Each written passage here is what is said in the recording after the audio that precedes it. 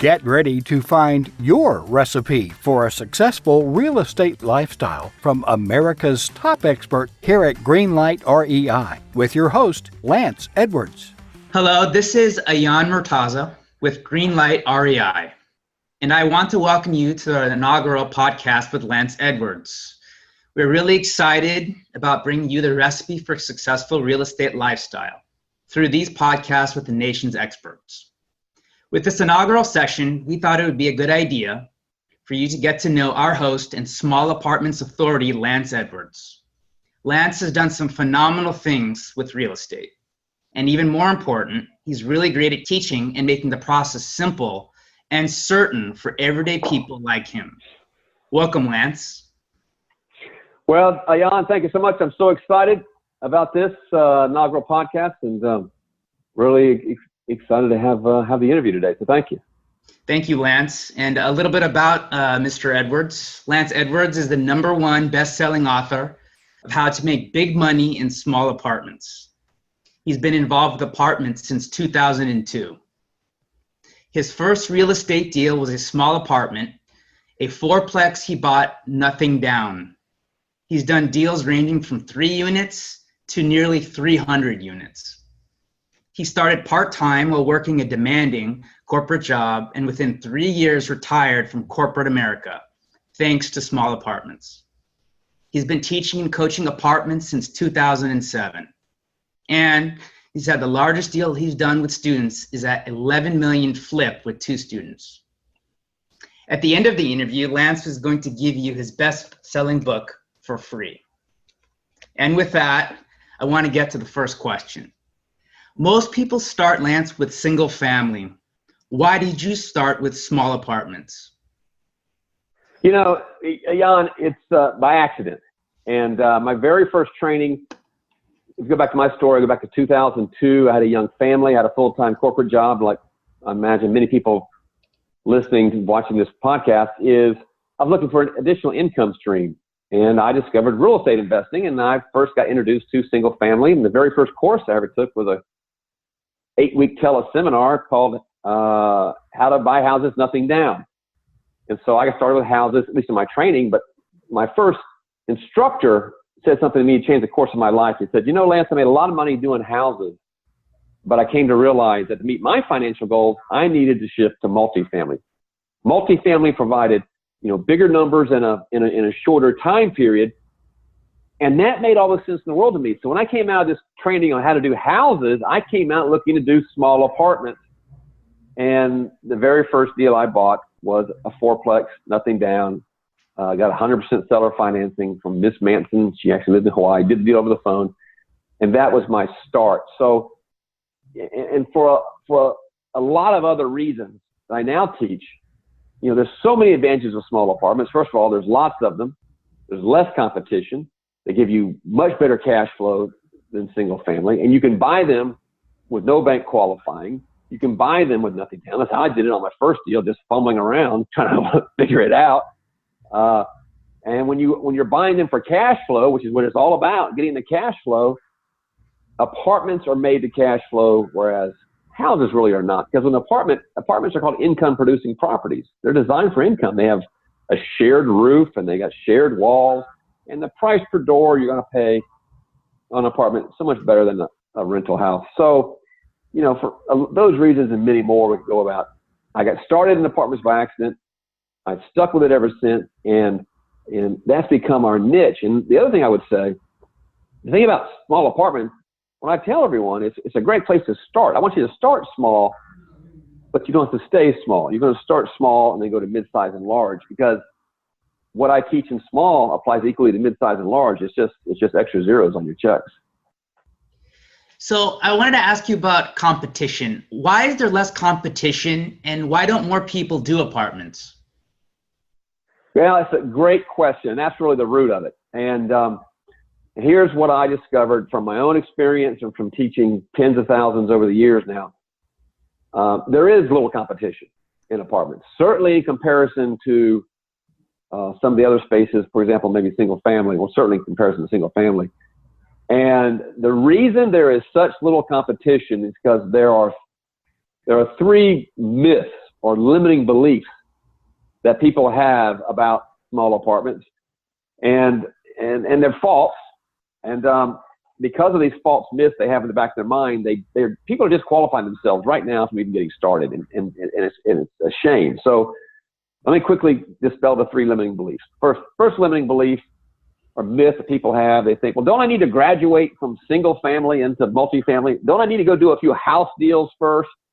And then after I do some house deals, don't I graduate? Isn't there a ceremony? They walk me across stage with cap and gown and move the No, there's no graduation. You simply need to decide to get started here. I mean, that's where I got started, and that's where most of my clients, my student clients, this is where they've started. So that's a myth. You don't need to graduate. You need to decide to get started here.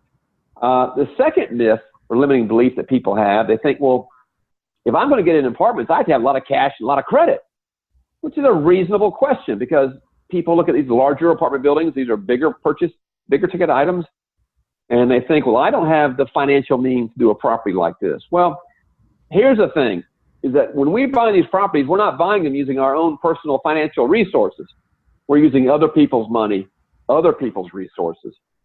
And that's the liberating element. Once you come to realize there's no shortage of private money out there to acquire these buildings.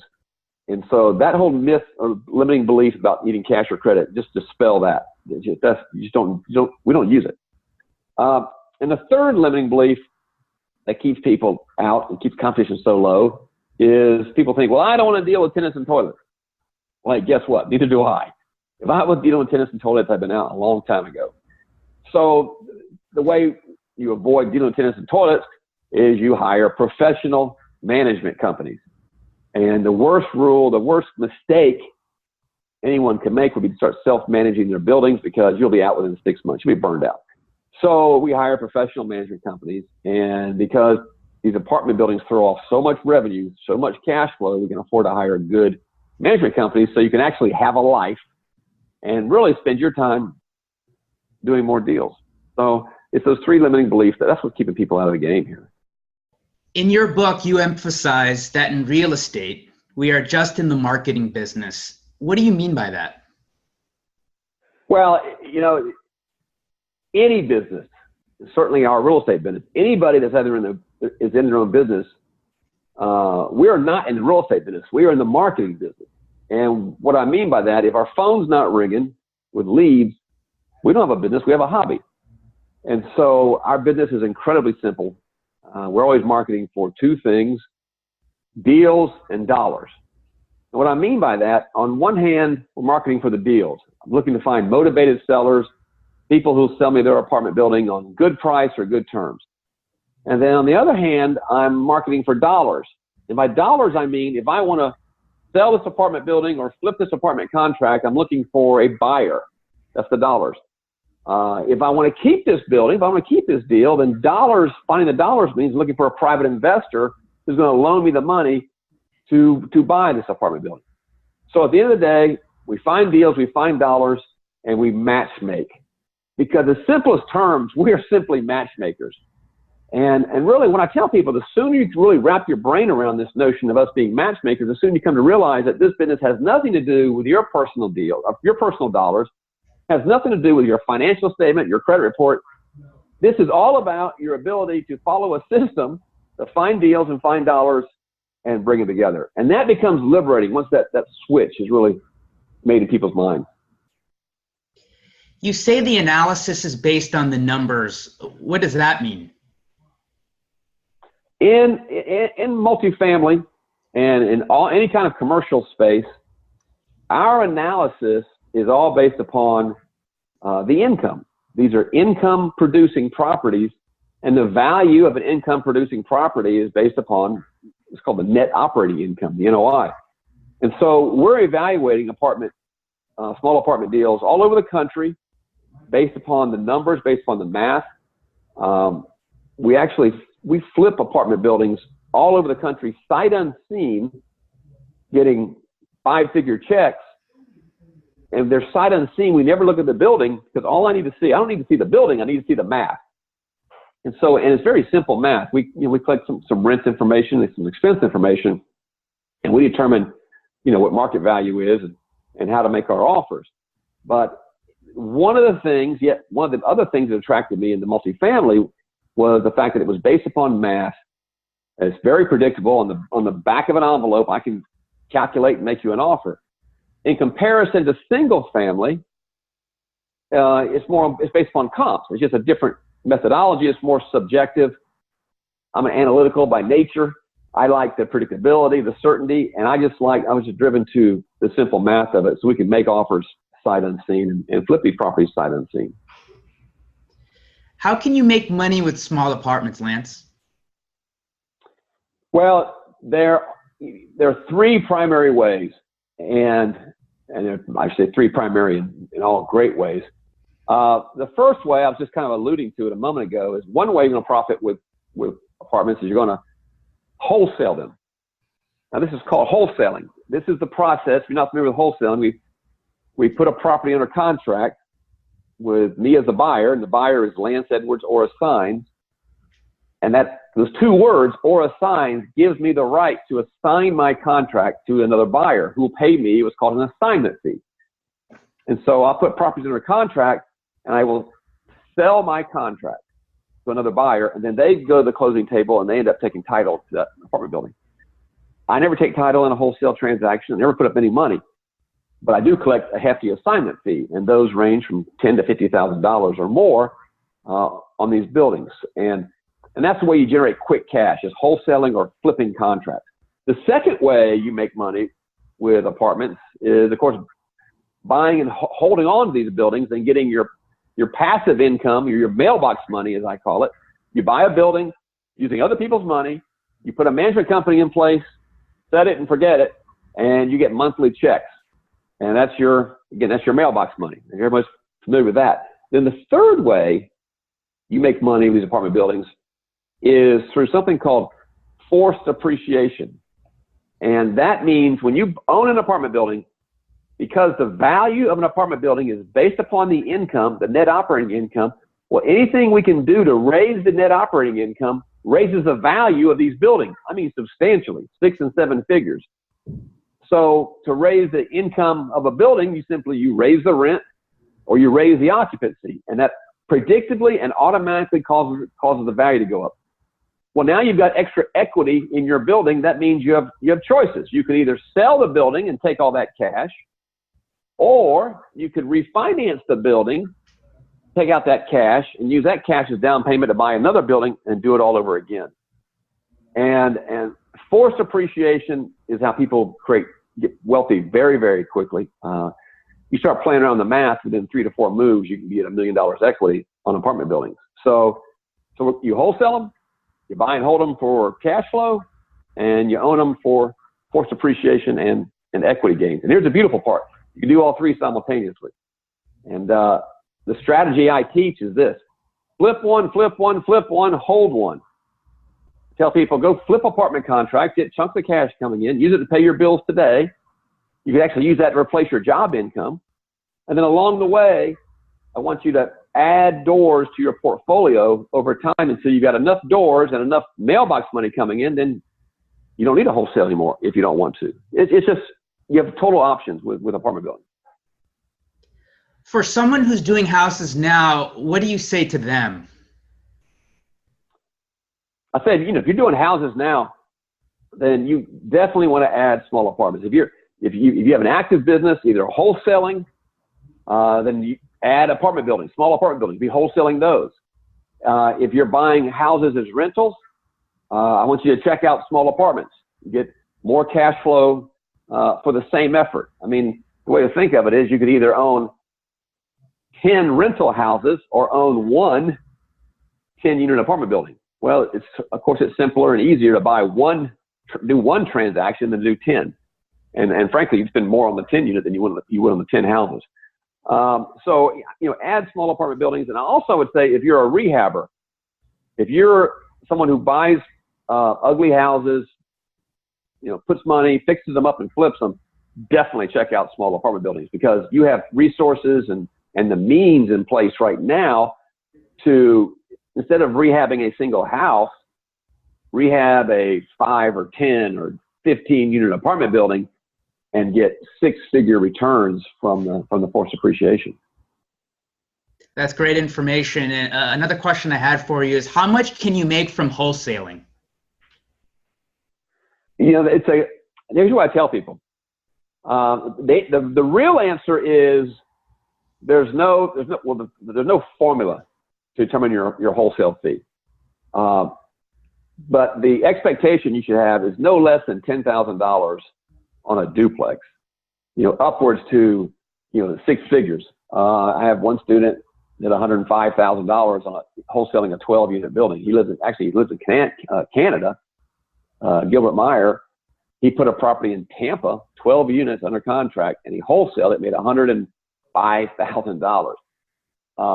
But typically what we see is between $10,000 and $50,000, and your mean should be around $20,000 for a bread and butter small apartment deal per transaction. So now with that, let's do some quick math. Your average is $20,000, and you want to replace a $60,000 a year income. That's $5,000 a month.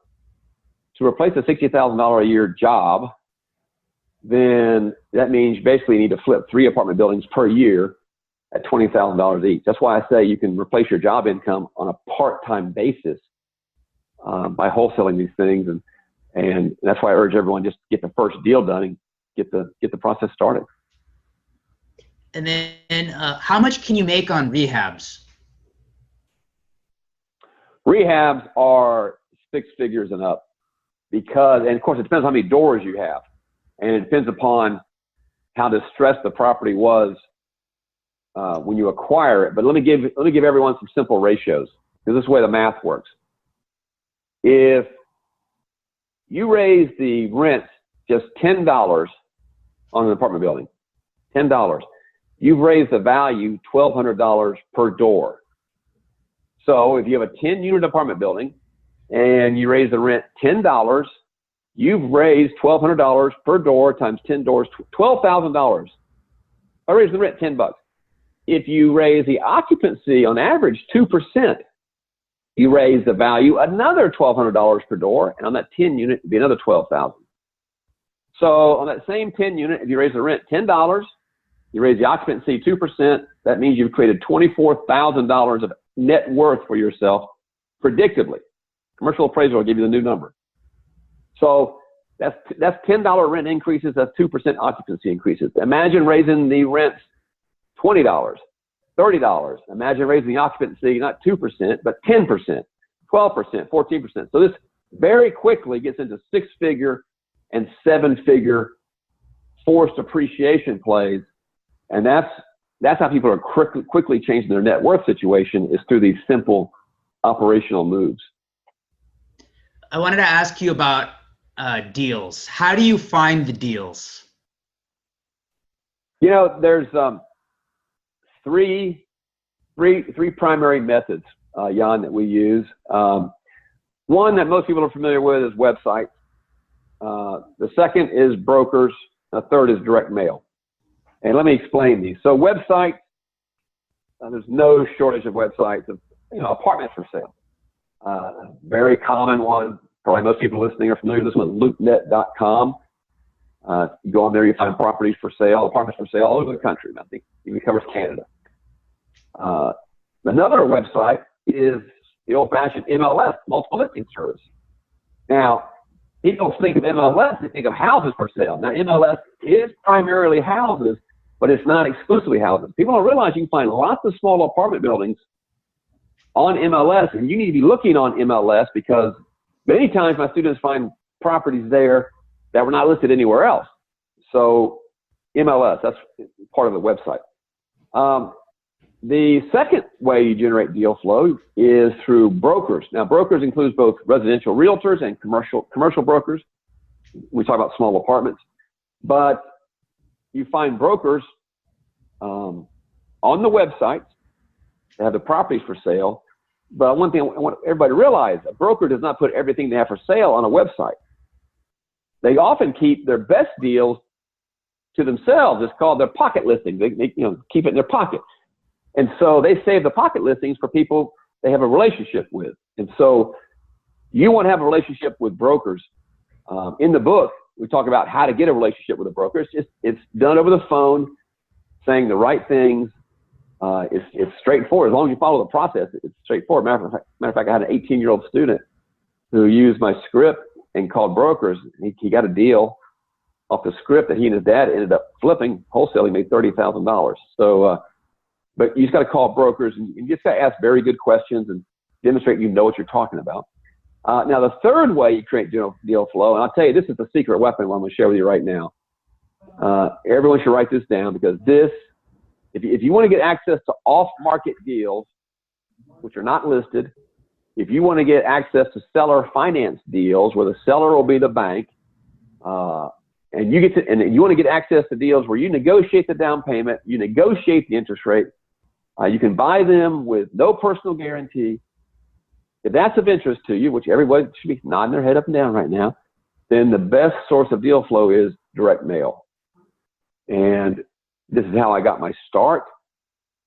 This is what I do today, is sending a letter or a postcard, a direct mail piece to an apartment owner. And this piece basically says, if you're interested in selling, I'd like to talk to you. And they call us. So they pre-qualify themselves by the fact they call us. Now, the reason direct mail is so powerful is a number of reasons. Number one, 95% of the time, the property is not listed for sale. The owner's been thinking about selling, haven't done anything about it, and our piece comes along and kind of, reminds them, and we get a call. So there's no competition when we're talking to these owners. The other advantage of direct mail is that when I'm talking to an owner directly with no middle person in between, I can understand exactly what their motivations are, exactly what they're looking to get out of the property, and I can get the most creative deals done, the most creative finance, including seller finance deals done, by talking one-on-one with that owner. That is much more difficult to get trying to go through a middle person. So, those are the three sources: websites, brokers, and direct mail. But your secret weapon, I'm telling you, is direct mail. I want to transition to investors. How do you find those investors? That's a great question, because, I already shared up front, one of the biggest things holding people back is that limiting belief, don't I need big cash or credit? And so that the corresponding question to that, the number one question I get is, where do I get the money? And we teach dozens of sources, but I'm going to share right now, here's the top two. When it comes to small apartments, as a matter of fact, these two sources will give you all the money you need to get you started. Because, by the way, you only need one private investor to get started. One. So you're only looking for one private investor. You're not trying to raise an army of people. It's just one. That's how I got started, with one. So all you're going to need is one. So the top two sources of private money for buying these apartment buildings, number one, I've already told you what it is. It's seller financing. That's getting the owner to agree that instead of getting all this cash up front, they'll take their purchase in monthly installment payments. We'll send them a monthly mortgage. And seller financing is very common in small apartments. Your owners certainly already are familiar with it. They understand it. And so in every offer we ever do, we're always proposing owner financing. And we give three options with every offer: two of them for seller financing, one's for cash. But we're always proposing seller financing, because the secret to getting seller financing is ask. And the other secret to it is use direct mail. So seller financing is going to be a big component of your finance strategy. Then the other private money source is going to be self-directed IRA investors. Let me explain this. These are mom and pop investors who have tens of thousands or a few $100,000 sitting in their self-directed IRA. And self-directed IRA, if you're not familiar with this, means that the IRS allows anybody with a self-directed IRA to take the money in their self-directed IRA and invest it in another private individual's real estate transaction.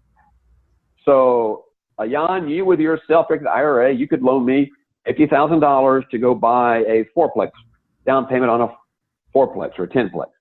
And then I would pay your IRA the monthly cash flow, and you would earn that tax-free or tax-deferred. So the reason self-directed IRAs are so hot right now for apartment investing, for private investing, is because ever since the meltdown, the financial meltdown going back to September '08, when everybody was pulling their money out of the stock market, well, that included IRA monies. And to this day, there's $5 trillion. That's trillion with a T, that is sitting outside the stock market in IRAs. And here's the other statistic: 97% of that $5 trillion earns less than 1%, because it's parked in cash, money market, and CDs. It's people's retirement money. And so it doesn't take a Nobel Prize in economics to figure out that at 1% annual return, you're not going to hit your retirement goal. So these self-directed IRA investors are looking for places to invest their money other than the stock market. They don't want to go back there.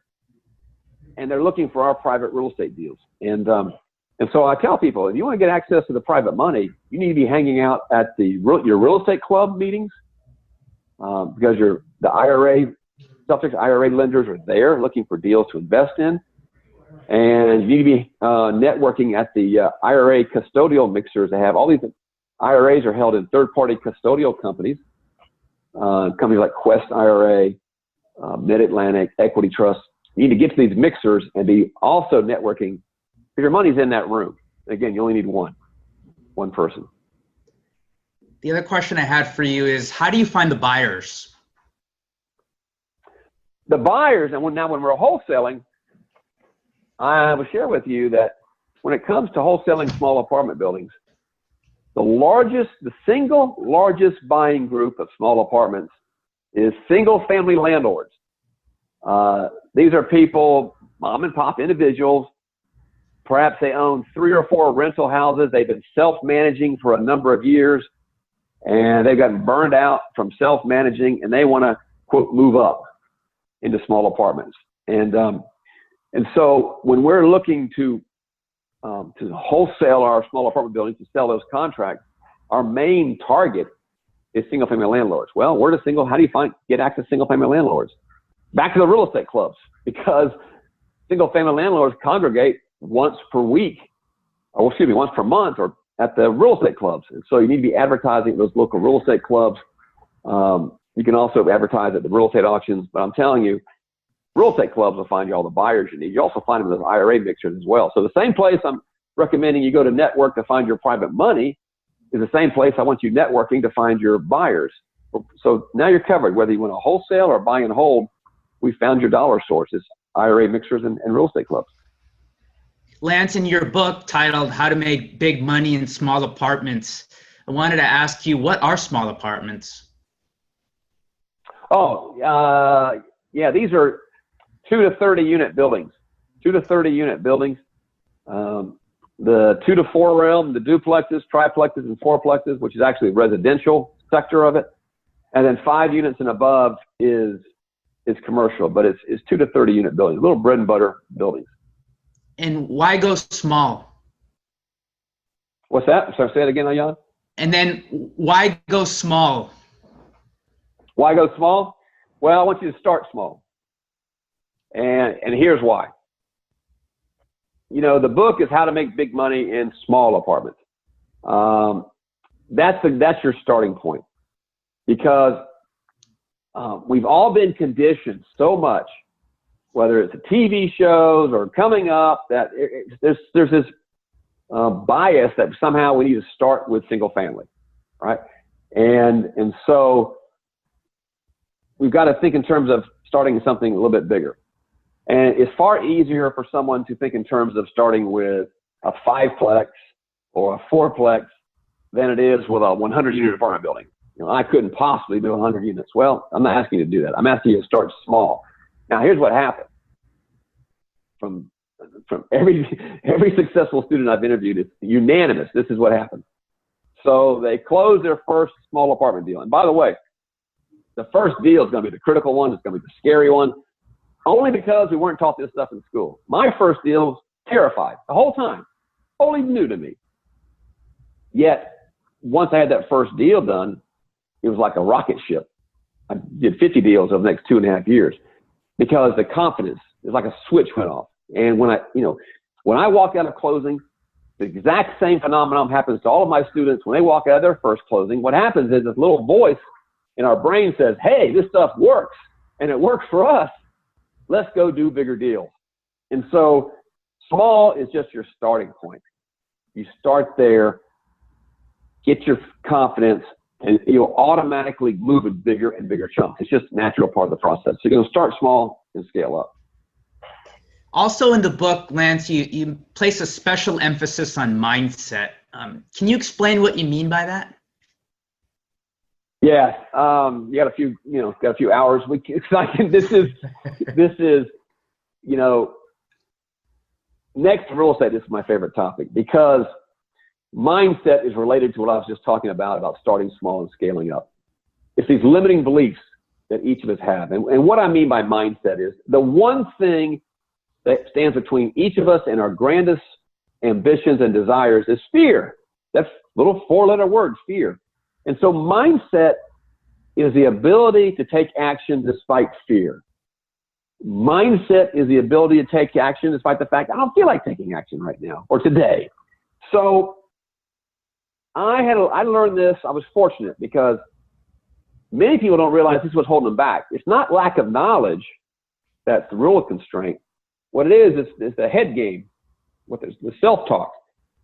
So we talk about something like small apartments and doing bigger deals. And so what's important, and besides learning the skill set, is also working on your mindset. And that is learning how to use this fantastic computer we have in our heads, learning that a lot of the self-talk that we're hearing to ourselves is really junk, learning to ignore it, learning how to tone it down. And so what I teach in the book, and there's actually 2 chapters devoted to this on mindset, is besides the skill set, you need to have the right mindset, and you need to have the right tools to arm yourself against the monkey chatter, the fear talk that's going to come, naturally going to come up. Every time we try to stretch outside the proverbial box, every time we try something new, that little voice is going to chime in and try to get us back in the box. So there are tools and techniques that you can learn and apply that'll silence that voice so you can take the skill set and charge forward towards those dreams. And I tell people, I think at least 70% of your success is related to your mindset. And so that's why I devote so much time to it in the book. Thanks for that, Lance. That was great. I had another question for you. What is the single most important thing you'd say to someone? Someone that's getting started or considering, Yes. Well, here's what I would say. This is what I say to my students. It's Nike, just do it. Because what is robbing so many people of the life they deserve for themselves, their children, their spouses, their parents, they're being robbed by indecision, fear, and inaction. And you just need to, I'll tell you, the same with me. Your success to a new future, or your journey to success starts with a single step followed by another step. And it really comes down to every day you got to show up. And 80% success is showing up. But every time you feel the fear, every time you feel the uncertainty and that nagging little voice, then what you got to do is just take the next logical step. That's what I do. Take the one step. And then once you've done that, you can work on trying to figure out what's the next logical step after that. Too many people are paralyzed and frozen in place because they're trying to understand what are all 86 steps between point A and point B. Well, I'll tell you what, before you worry about step 72, how about we take step 1? And that's what I see too much. So, whatever area you're in, you got to take that first step and then evaluate what's the next step. Just do it. Just do it. That was great information, Lance. I wanted to give our audience a reminder. Lance wants to give you his best-selling book, How to Make Big Money in Small Apartments, for free. Claim your free book at www.freeapartmentsbook.com. Let me add to that. Eric, if I could, Jan, because the book is. I got to say, the book went to #1 on Amazon the day we released it. The impact it's had on my business was really unexpected. Matter of fact, thanks to the awareness it created, I'm very fortunate to say our company has been recognized multiple years now by Houston Business Journal, one of the fastest growing businesses in Houston. Inc. magazine has recognized us now for multiple years in a row, one of the fastest growing companies in the United States. But that book is really, it's everything I've learned over my own journey of over a decade in small apartments, and condensed it down into what I consider the simple and certain way to real estate.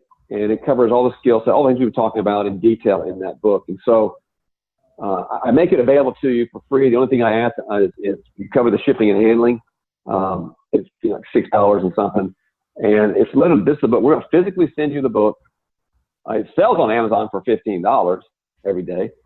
But we'll send you this book for free. I'll ship it to you. We'll send some other educational material along with it, just so you can evaluate for yourself about small apartments and if it's something that you're interested in. Thank you, Lance. It was a great pleasure for me to talk to you today. That's our first session, everyone. Look for future sessions each week here at Greenlight REI. You've been listening to The Expert with Lance Edwards. Let us now blatantly and shamelessly bribe you toward creating your own real estate lifestyle by offering you a whole bunch of free stuff. Go to greenlightreinvesting.com and get you some free stuff and this session's show notes.